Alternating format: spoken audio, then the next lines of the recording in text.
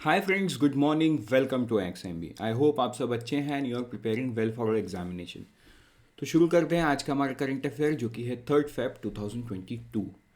So friends, before I begin let me remind you multiple things. एक तो आपको revision करना इंपॉर्टेंट है, वो तो मैं साल भर याद दिलाऊंगा, लेकिन मैं कम से कम एक हफ्ता आपको ये याद दिलाऊंगा कि आपको economic survey and union budget का वीडियो भी देखना है।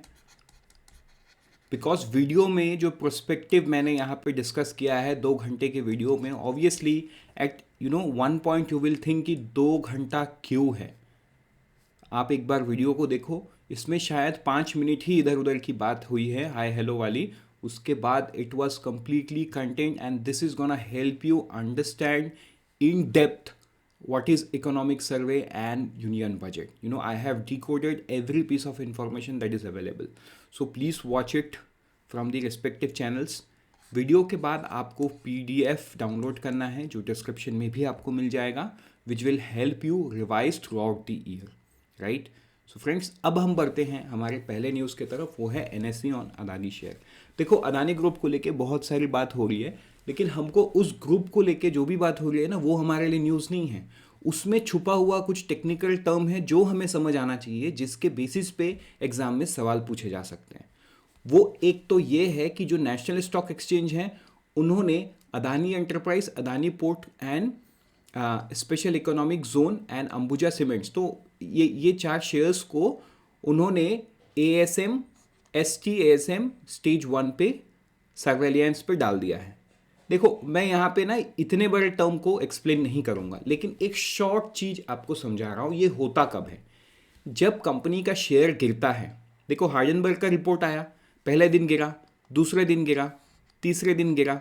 तो ये जो पहले दिन रिपोर्ट आया ना रात को, तभी इन्वेस्टर्स को, मतलब जिन लोग बड़े इन्वेस्टर्स हैं या बहुत समय से शेयर मार्केट में ना, इनको ये पता चल गया कि नेक्स्ट वाले दिन इसका शेयर गिरने वाला है। तो मॉर्निंग में वो शॉर्ट सेलिंग किए हैं, इवनिंग तक को वो अच्छा प्रॉफिट कमा लिए हैं। नेक्स्ट डे भी वो सेम चीज़ किए हैं।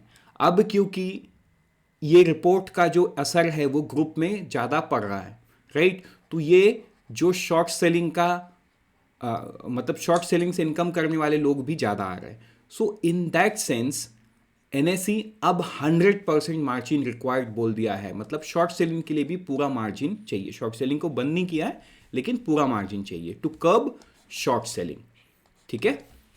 सो ये था news. With this let's move to the next one, that is RBI ask bank. तो again in news related to the Adani group only. तो अदानी ग्रुप में एक इशू है कि अदानी ग्रुप का डेट बहुत बड़ा है, मतलब उनका debt profile is very big. But on the other hand हमको ये भी देखना है कि the group in itself is very very big, right. तो RBI ने बैंकों को ये पूछा कि आपका जो एक्सपोजर है अदानी ग्रुप का वो कितना है। RBI ने ये डिटेल मांगा। So one of the news came up in the newspaper. वो मतलब SBI के ऑफिशियल सोर्स से नहीं आया, बट न्यूज़पेपर तो इधर उधर से न्यूज़ लेके ही आते हैं।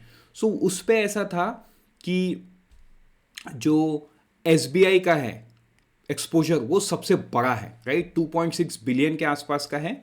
लेकिन SBI का कहना है कि उनका डेट सर्विसिंग जिस तरीके से होना चाहिए उस तरीके से हो रहा है, and as per the rules they have only given 50% of the loan. तो इसका मतलब ये है कि वो तो 4 बिलियन का लोन दे ही सकता है, लेकिन अदानी ग्रुप को उसने सिर्फ 2.6 बिलियन ही दिया है। मतलब मैं सिर्फ उस न्यूज़ को डिकोड कर रहा हूँ आपके लिए। सो इन दैट सेंस SBI बोल रहा है हमें तो कोई खतरा नहीं दिख रहा है।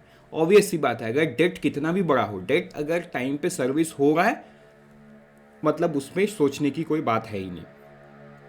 तो ये था और एक न्यूज़ जहाँ पे RBI ने सब बैंकों से डिटेल पूछा। बढ़ते हैं आगे नेक्स्ट न्यूज़ में, वो है GM डेटा। तो गवर्नमेंट मार्केट प्लेस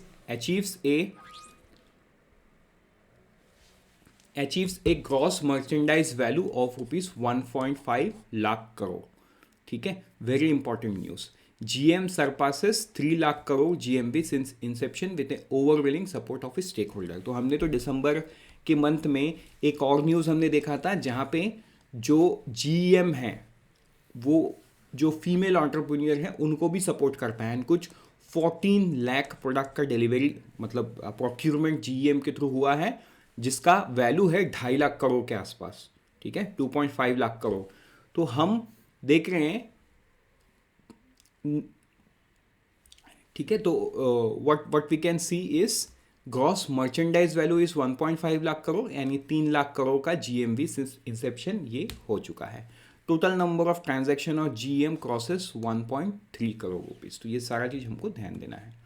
बढ़ते हैं हम आगे नेक्स्ट न्यूज़ में, वो है बायर सेलर मीट। तो देखो, इंटरनेशनल यूरोप मिलेट्स चल रहा है, और मैंने बताया आपको मिलेट्स रिलेटेड कुछ भी न्यूज़ जो भी है आपके लिए बहुत इंपॉर्टेंट है।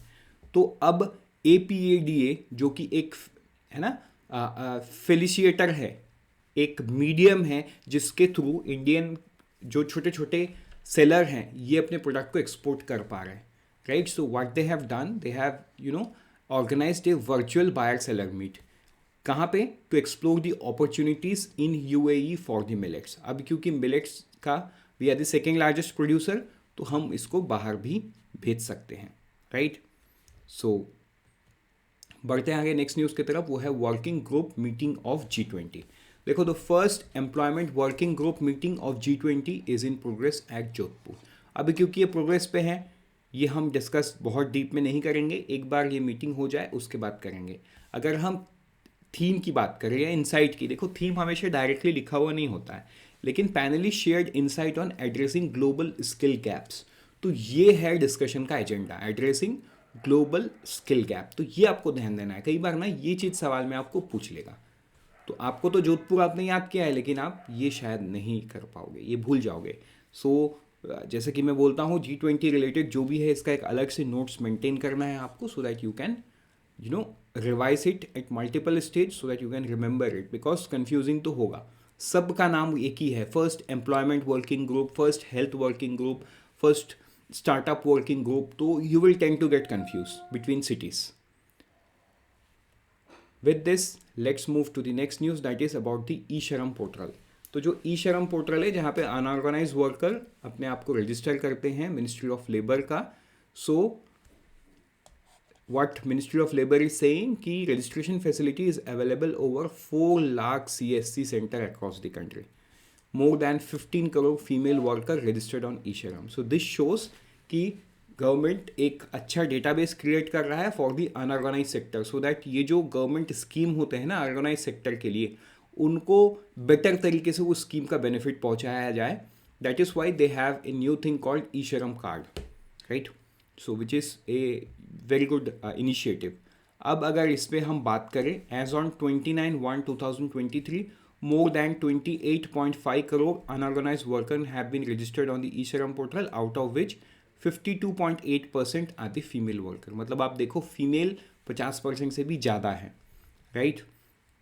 With this we are done for today. Let's meet tomorrow morning once again. Till then, unfold your potential. All the best, and always remember IXMB helps you prepare 50% faster.